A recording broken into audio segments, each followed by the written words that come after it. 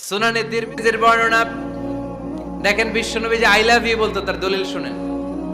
সাহাবারা জিজ্ঞেস করলেন, ইয়া রাসূলুল্লাহ মান আহাব্বুন নাস ইলাইক, ও নবী কারে সবচেয়ে বেশি ভালোবাসেন? Who do you love the most, নবী কাকে সবচেয়ে বেশি লাভ করেন আপনি?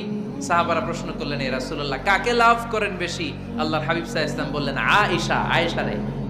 সুবহানাল্লাহ কইবেন না? সাহাবারা বললেন, ওমিনার রিজাল, পুরুষদের মধ্যে কারে বেশি পছন্দ করেন? বিশ্বনবী বললেন, আবুহা, আয়েশার বাবা রে। সাইয়েদনা আয়েশা রাদিয়াল্লাহু তাআলা আনহার বাবার নাম কি? আবু বকর। কি নাম? আবু বকর। আল্লাহর হাবিব সাল্লাল্লাহু আলাইহি ওয়াসাল্লাম বললেন, সবচেয়ে বেশি লাভ করি আয়েশাকে। সাহাবারা বললেন, ওমিনার রিজাল, পুরুষদের মধ্যে কারে বেশি লাভ করেন? আল্লাহর হাবিব সাল্লাল্লাহু আলাইহি ওয়াসাল্লাম বললেন, আয়েশার বাবা রে। সুবহানাল্লাহ পড়েন।